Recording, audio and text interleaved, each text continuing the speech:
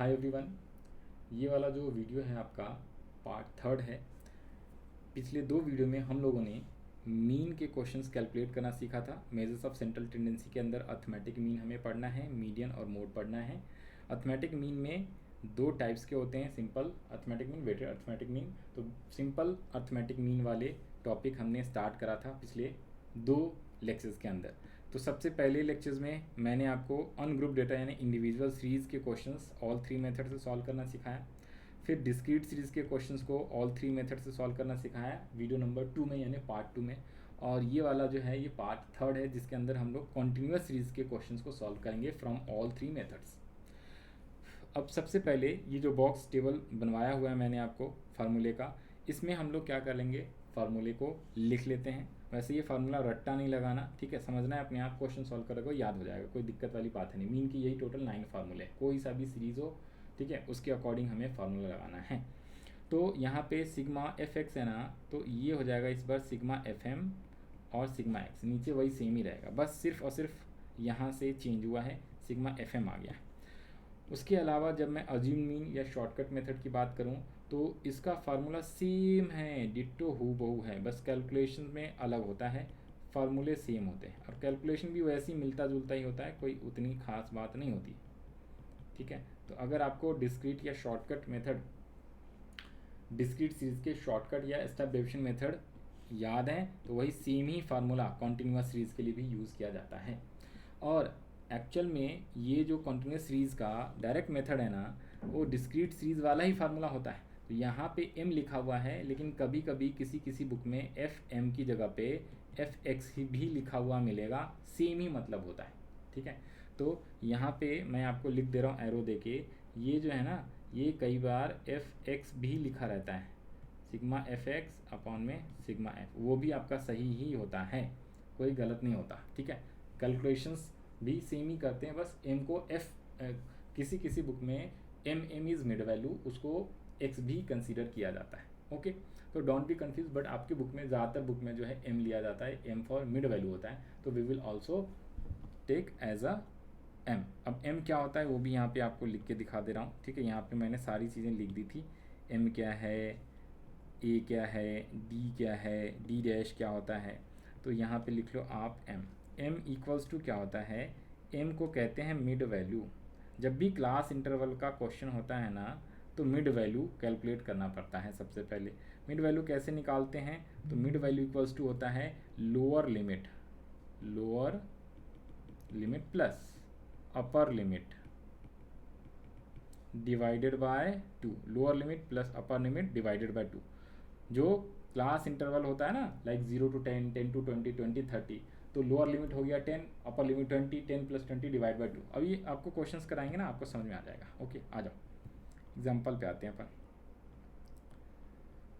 तो ये रहा पेज नंबर है अपना 11। इसके पहले हमने इंडिविजुअल और डिस्क्रीट के क्वेश्चंस करे थे। तो सबसे पहले हम लोग कॉन्टिन्यूस सीरीज में, ये है एक क्वेश्चन एग्जाम्पल है, डायरेक्ट मेथड से क्वेश्चन को सॉल्व करेंगे।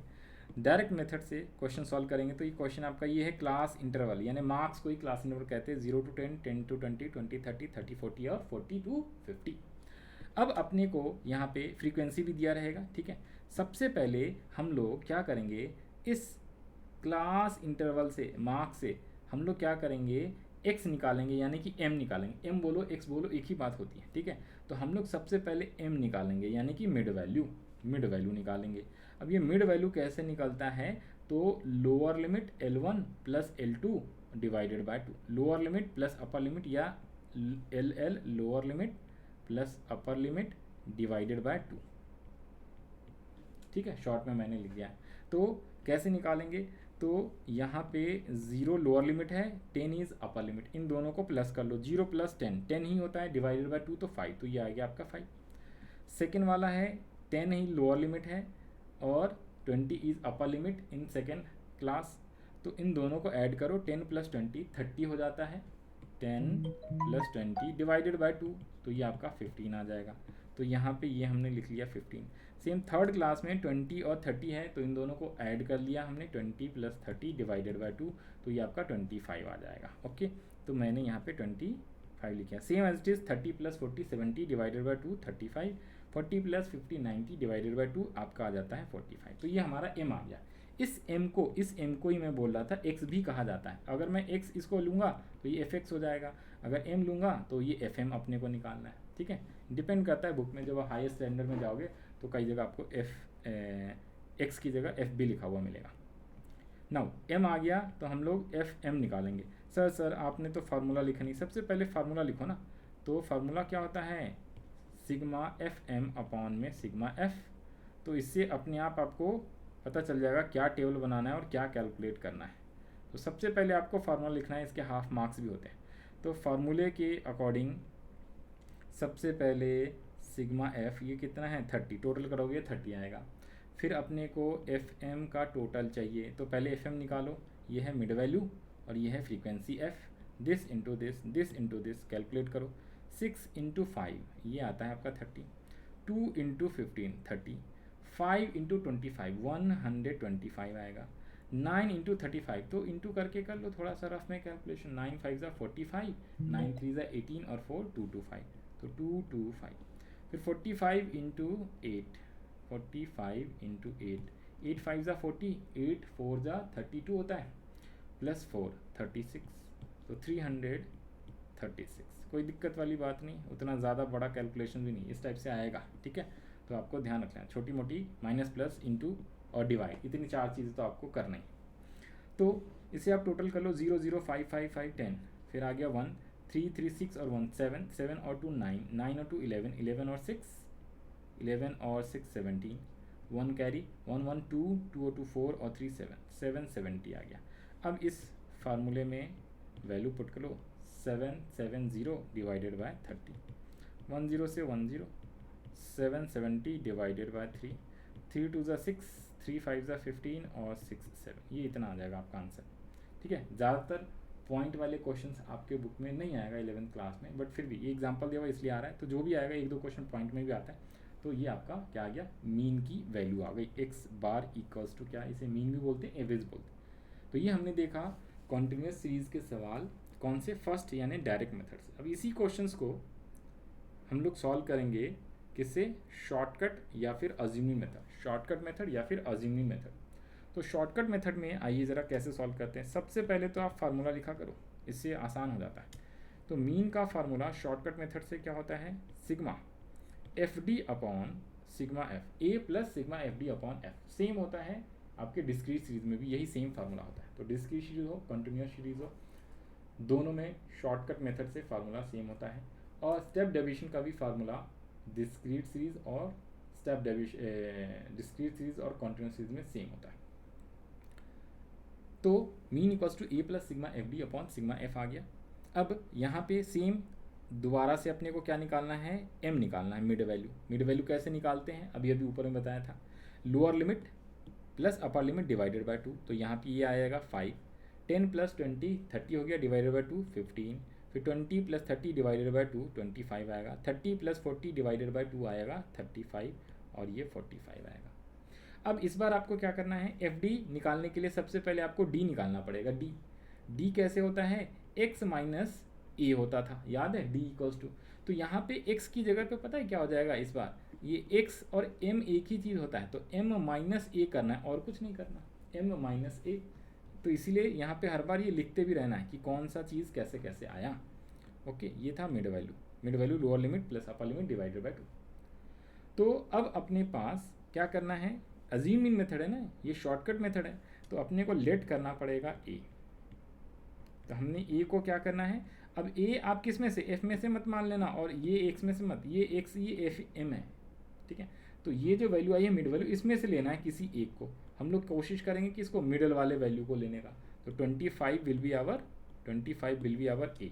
तो हमने 25 को लेट कर लिया, इससे कैलकुलेशन आसान रहता है। बाकी आप अज्यूमिंग किसी भी नंबर को मान सकते हो, खुद से भी 2000 2 lakh 4 lakh 5 lakh minus 2 lakh minus 2000 minus 100, point में भी आप ले सकते हो 100.25 25.2523, ठीक है, 100.33 5.39, कुछ भी लोगे आंसर सेम आएगा।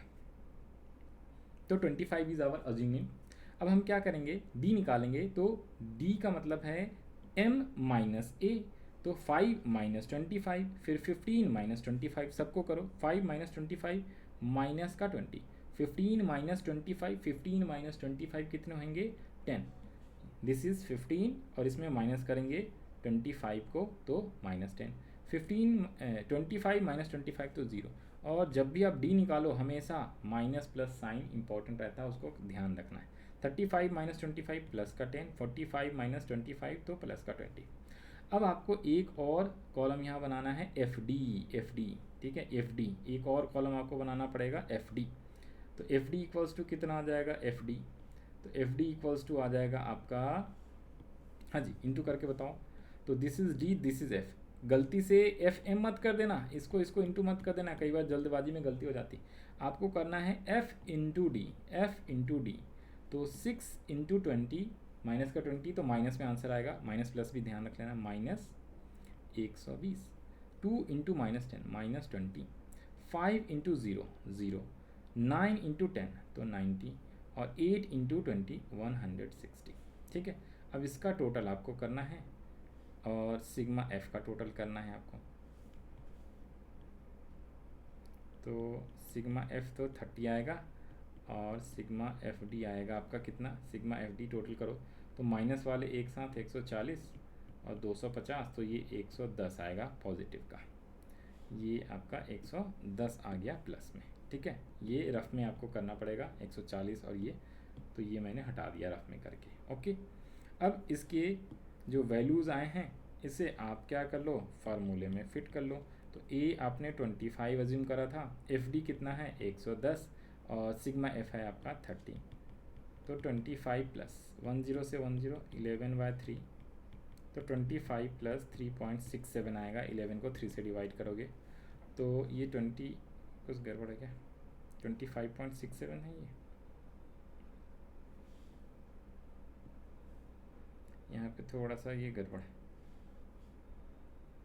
ठीक है, ये अपने थोड़ा सा करेक्ट कर लो भाई, ऊपर में 77 डिवाइडेड बाय 3 जो हमने किया था ना, 6 3 टू ज़ा, सही तो था, 3 टू ज़ा 6, 3 5 ज़ा, हाँ नहीं ये तो सही तो है। तो यहाँ पे क्या गड़बड़ आ गया, एक सेकेंड दो,